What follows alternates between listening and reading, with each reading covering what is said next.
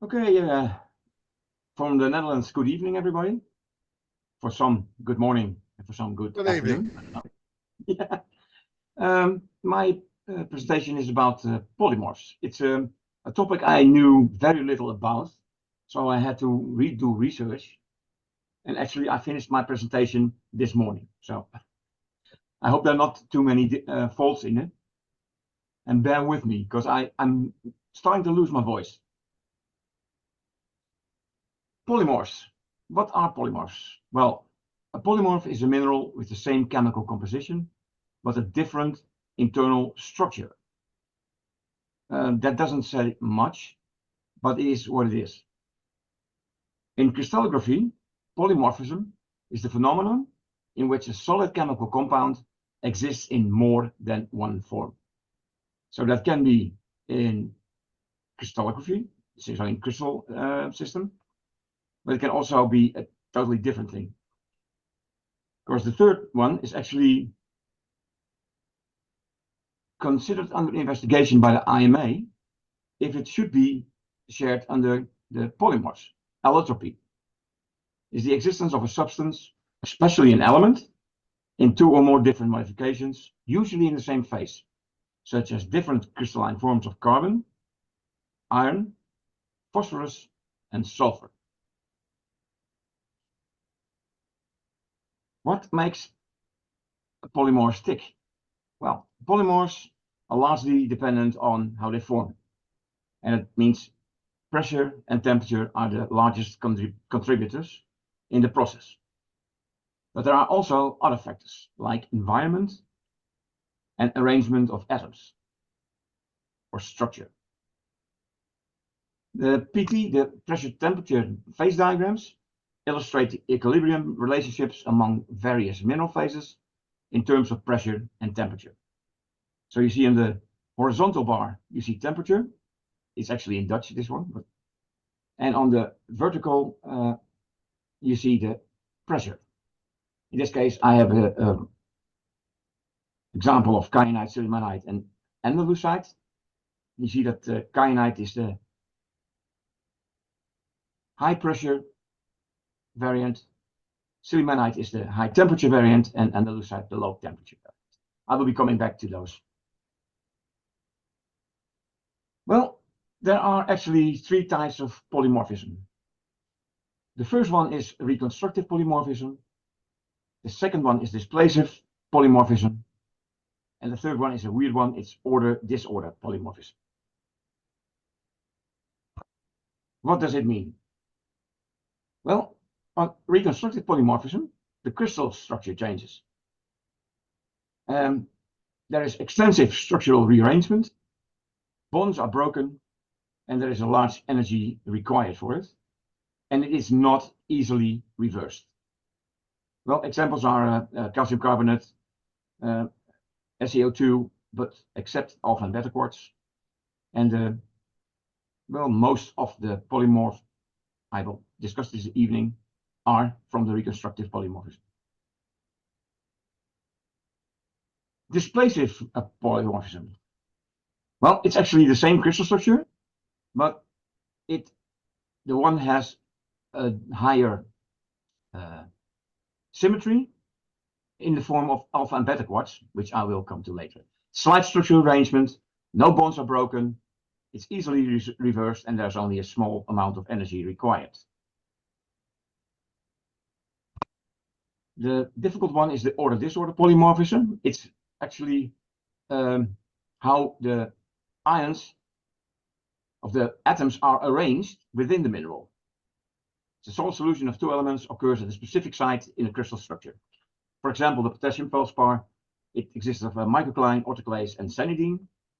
And microcline is in a perfect order polymorphism, where the pattern between the aluminium and silicon atoms are fixed in a fixed pattern. On the other hand, you have the total disorder in sanidine, where you have a randomized pattern between the aluminium and silicon atoms. And autoclase is actually less fixed, but not randomized. Okay, confused yet? I hope not. The minerals which I will be talking about, the polymorph minerals, are graphite and diamond, which, according to the IMA, is debatable. It's an allotrope. The titanium dioxide polymorphs, the SaO2 polymorphs, the calcium carbonate polymorphs, and the Al2SeO5 polymorphs. And last but not least, the potassic feldspars. There are many more. Time and well, I haven't enough time to look everything up, so I just stick to those. Carbon. Well, you see the PT phase diagram, and you see in the upper half the diamonds, which is a high temperature, high pressure polymorph of carbon. And below that, you see the line which forms graphite underneath. If the temperature and pressure are higher than where the stable forms are, carbon becomes liquid. But you will notice that the temperatures underneath are in Kelvin, not in Celsius. Graphite. Like I said, it's carbon. In this picture, we have black crystals with forsterite on calcite matrix from Kropfmühl in Bayern in Germany. It crystallizes in the hexagonal system and has a Mohs hardness of 1 to 2. Graphite is formed from the metamorphism of carbonaceous sedimentary rocks and is made up of many stacked layers of graphite and is the most stable form of carbon under standard conditions, which are 0 degrees Celsius and 1 bar. Sorry. That gives away that these are stacked layers, so that's why it is the hardness only 1 to 2. The other end, you got diamond. This is a single yellow crystal from the Kimberley mine in South Africa. Crystallizes in the isometric system and has a Mohs hardness of 10. Diamonds are primarily formed in pipes of deep-seated igneous origin, and diamond is a solid form of carbon with its atoms arranged in a crystalline structure. It is metastable, this is funny, will convert to graphite at a negligible rate under standard conditions. Probably not in all of our lifetimes, I guess. The titanium dioxide polymorphs, anatase, brochite, and rutile. Like I said, they are reconstructive polymorphs. And we start with anatase. We have here honey yellow anatase crystals on quartz matrix from Monte Bregaceto in Liguria, Italy. Crystallized in the tetragonal system with a hardness of 5.5 to 6. And it's formed in relatively low temperatures and found in igneous and metamorphic rocks like gneisses, schists, and pegmatites. And is often the first titanium dioxide to form. It says often, so. Brochite. This is a single light brown to green crystal, which is striped, and it's on quartz matrix from Passo della Scoplina, also in Liguria, Italy, and it crystallizes in the orthorhombic system. Brochite is rare compared to anatase and rutile, and can be found in alpine veins in gneiss and schists. Again, gneiss. The most common polymorph of titanium dioxide is rutile. Here you see a bunch of orange-brown prismatic crystals, also on quartz matrix, from the Schlegheistollen Zemgrund in Tyrol, Austria. And it crystallizes in the tetragonal system. It has a slightly higher Mohs hardness. Well, rutile is the most common natural form of titanium dioxide and is a common accessory mineral in high temperature and high pressure metamorphic and igneous rocks, like eclogites, kimberlites, and lamproites. Sorry. Rutile is the most stable polymorph of titanium dioxide, and transformation of the other two metastable ones to rutile is irreversible.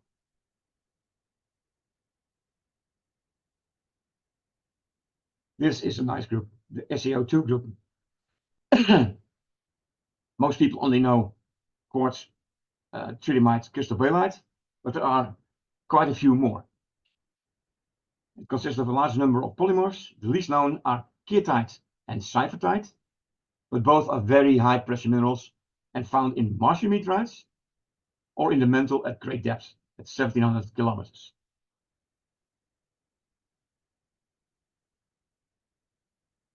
First, alpha quartz. Alpha quartz or low quartz. You see here colorless crystal aggregates with milky white opaque tips. It's very nice, that's why I bought this piece. It's from Taftan in Balochistan, Pakistan. It crystallizes in the trigonal system and has a hardness of 7 and forms when temperatures are below 573 degrees Celsius. It changes to beta quartz when the temperatures gets higher than that. But when it cools down again, it changes back again to alpha quartz, only keeping the crystal forms from the beta quartz. So this is displacive polymorphism. Beta quartz, this is a colorless crystal aggregate. The crystals are very small. It says here 6 centimeters, but they are not completely, and it looks like they are melted from the Vuonas mine in North Carolina, Finland. Beta quartz has a melting point at 1720 degrees Celsius if it is by quick warming. At slow warming, tempering, it changes into tridymite at 870 degrees Celsius and at 1470 degrees Celsius into crystal baelite.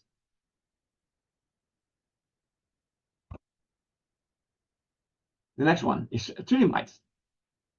See here white platy crystals on matrix from the CaCO₃ in Prešov, Slovakia. And this one crystallizes in the orthorhombic system. Tridymite is a low pressure, mostly high temperature stable polymorph of silica that can also form or persist metastably at low temperatures.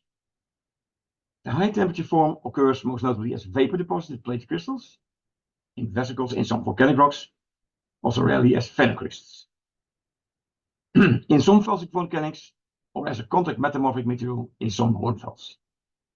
A fun fact, in December 2015, tridymite was found in large amounts on the slope of Aeolus Mons on Mars.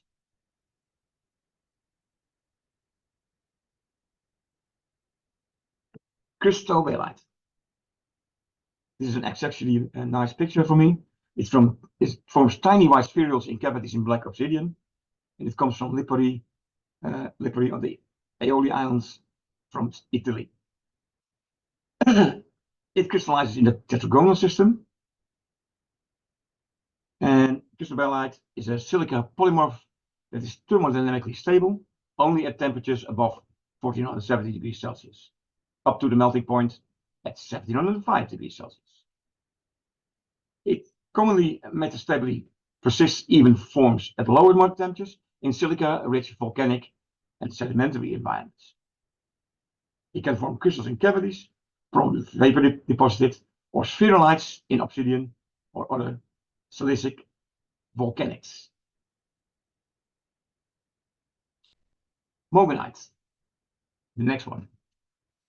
It's a gray-white aggregates with chalcedony in a cavity in volcanic ignimbrite from the Barranco Taurito, Canary Islands of Spain.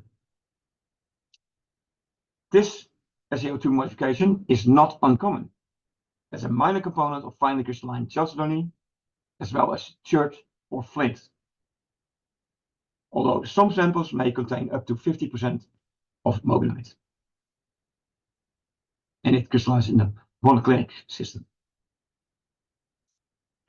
CaCO₃, that's a high pressure modification. It shows here intergrown colorless CaCO₃ with quartz and minor pyrope, which is not in the picture, unfortunately. It is from Casa Parigi, Piemonte, Italy. Monoclinic. It's a high pressure modification, like I said, formed at pressures more than 20 kilobar in impact metamorphosed rocks and tektites and as xenolites in kimberlite. so high pressure.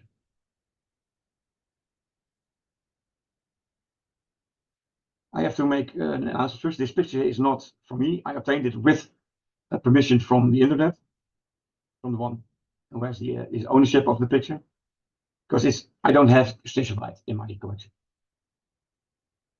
And this comes from Meteor Crater, Arizona, in the US. This is a high pressure polymorph of SiO2, very high pressure, found as microscopic grains in impact craters and in ultra high pressure rocks. It's also an important component of subducted oceanic basalts, and it may potentially incorporate large percentages of water and may display a key role in water transport in the lower mantle storage on Earth.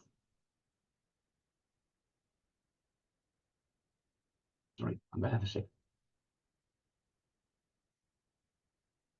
Calcium carbonate consists of 3 polymorphs: calcite, aragonite, and vaterite,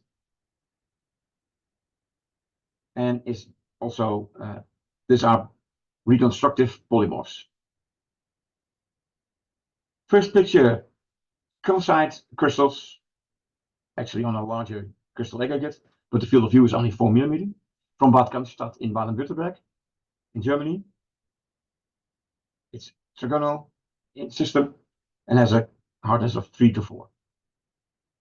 Calcite is the most stable form of calcium carbonate and occurs all around the world as a common constituent of sedimentary rocks, in metamorphic marble, as deposits from hot springs, mostly veins then, or as stalagmites in caverns and in volcanic or mantle-derived rocks, like carbonatites, and kimberlite. This is also calcite, but a twinned crystal from Tanzberg Grube, North Rhine-Westphalia, Germany.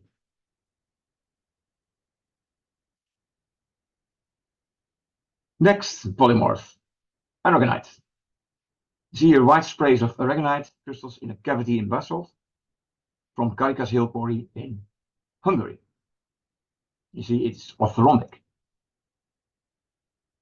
Aragonite can be formed via biological and physical processes, including precipitation from marine and freshwater environments. It is significantly less widespread and abundant than calcite, and is formed under a much narrower range of physiochemical conditions.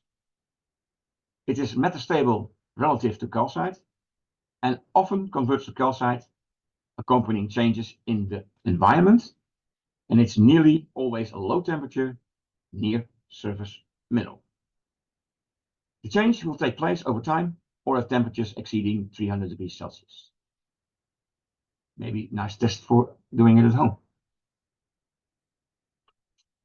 And the third polymorph of calcium carbonate is vaterite. In this picture you see on the left-hand side of the picture small colorless aggregates based on coronite from the Comet mine in Namibia. And vaterite crystallizes in the hexagonal dust. This is a rare modification of calcium carbonate that is metastable below approximately 400 degrees Celsius, and it's even more unstable than aragonite, and will convert to calcite even faster when it comes in contact with water.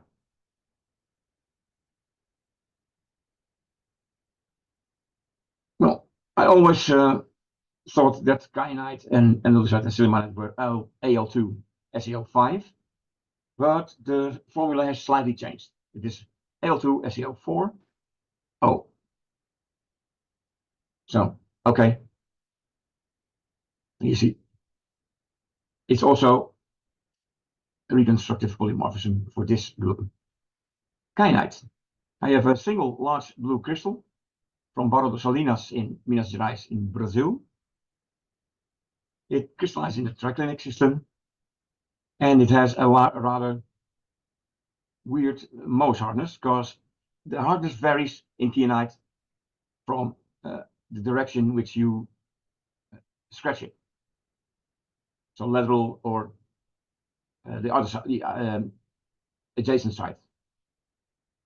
Kyanite is the high pressure polymorph of andesite and sillimanite and is found in aluminium-rich, metamorphic, and sedimentary rocks.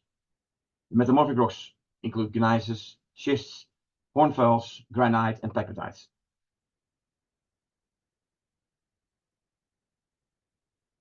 And the lucite. In this case, it's a variety called chiastolite. It's a single brown crystal with carbon inclusions, forming an X and a center square. This one is from La Chapelle du Mur in Bretagne, France. Crystallized in the orthorhombic system and also has a great range in hardness. This is the lower pressure polymorph of kyanite and sillimanite. All three polymorphs occur under different temperature pressure regimes and are therefore rarely found together in the same metamorphic rock. The third polymorph of SeO, aluminium SeO5, which I still call it, is a colorless crystal aggregate, also called fibrillite, from Varadangua in Bihar, India. And sillimanite is the high pressure, high temperature polymorph and occurs in high grade metamorphic schists, gneisses, and hornfels. It's less common in pegmatites.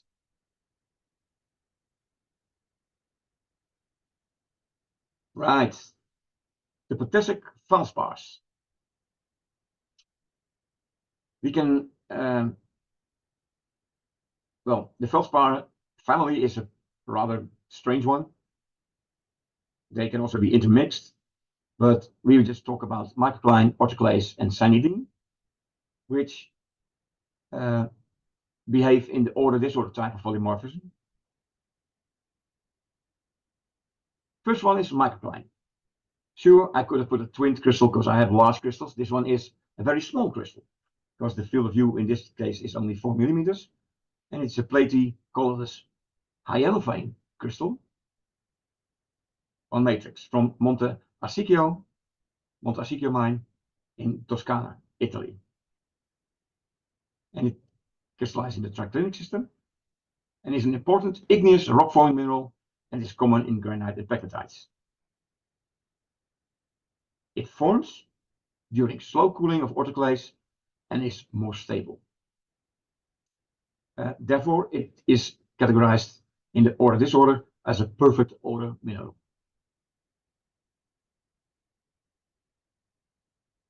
Autoclase. This is a rather large crystal, a single crystal from Loket in the Czech Republic. Autoclase is also a common constituent of most granites and other felsic igneous rocks and often forms huge crystals and masses in pegmatites. Autoclase is a higher temperature potassium feldspar polymorph and is classified under the partial order.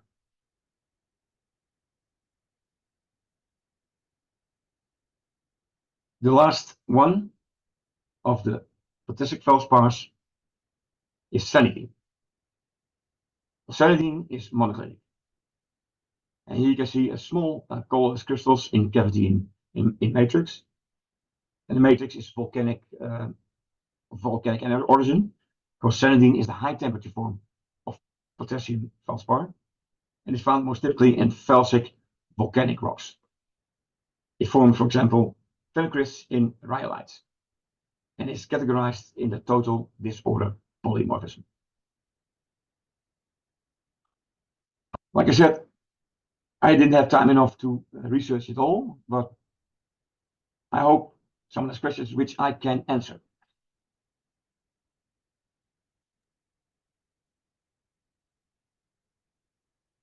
Frank, well done.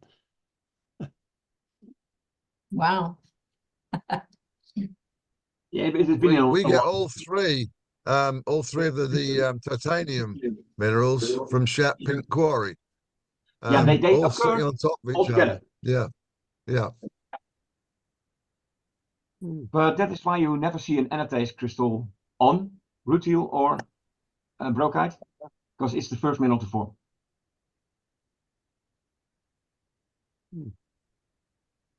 So one thing that's always interested me, or made me think, is when we talk about stability. Yeah. so you have something that's stable down to, say, I don't know, 800 degrees Yeah. or whatever, but we still see it in its stable form at normal temperatures. Yeah. So presumably it must get locked into the structure. It is. It actually is. Yeah. Which is then different to something like argentite and acanthite, which Yeah. is Yeah, probably not. Acantite and argentite are not called polymorphs anymore. That's where, when No, your description. that's actually polytypism. Polytypism, right? Yeah, well, there is a lot more going on with polymorphism and all the stuff around it. Right. So, Okay, so is that your next one to tackle, polytypism? well, I don't know, maybe. Well, I didn't speak about pyrite and marcasite because those are polymorphs. There are a lot more hematite and megamite, and some very obscure ones, chrome hydroxides. But there are a lot of them. Do we have any questions? Oh, I was just going to say, the kyanite, andalusite, sillimanite, there's a site in Golden Bay, Nelson area in New Zealand. It's near where I used to live. Right. And we do find kyanite in the river, but I know there are andalusite and sillimanite there. But one of the guys who works with our group did a thin slice and checked under the microscope. And just the other night, he brought in the andalusite version of what we figured had been the kyanite. We figured it had come from that, yeah. But it was just fascinating seeing this tiny slide with the andalusite, the schistolite form. Yeah, that's cool. Yeah.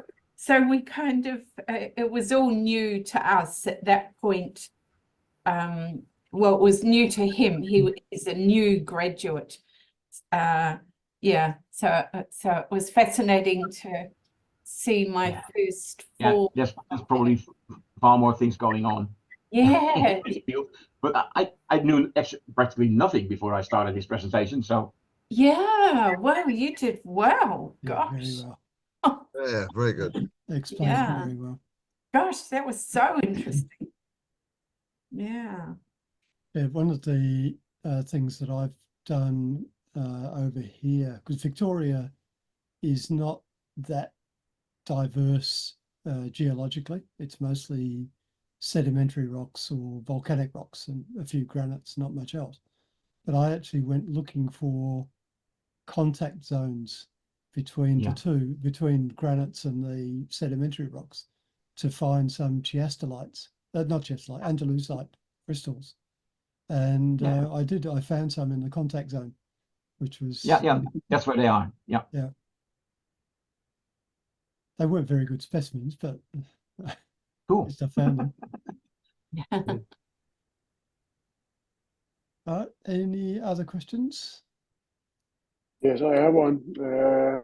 Is there, let's say, something sensible to say about the reason why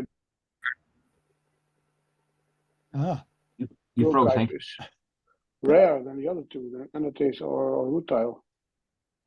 Sorry? I asked, it has to do with the stability. Anything to sensors? Okay. It has to do with the arrangement of atoms within the crystal. Yeah. And rutile is, the arrangement within the rutile crystals is better arranged than anatase and brochite. Brochite. Okay. Like I said, it's not only pressure and temperature. There are a lot of things going on with the polymorphism, but give me a month more and I will know more. You've got the whole of October, Frank. And November. I've got a whole October.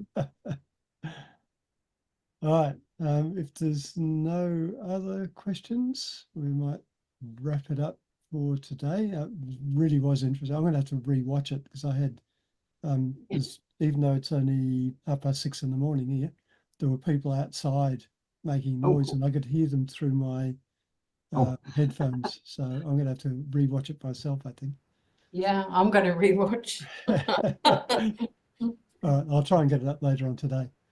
Okay, so we'll see you all again in Have a November. trip to Japan. Thank you. I will. Yes, Okay. Good trip. yes, Yeah, have a good one. Yeah. Mhm. I'm very much looking forward to it. So. yes. Okay. Jealous. Thanks very much, Frank. That's Have a good. good one. Yeah. Thank Thank you. you, Frank. Thanks, Frank. Thank Good you, luck. Frank. You're welcome. Okay. You're welcome. Good, Frank. Frank. Bye. See you in Bye-bye. November.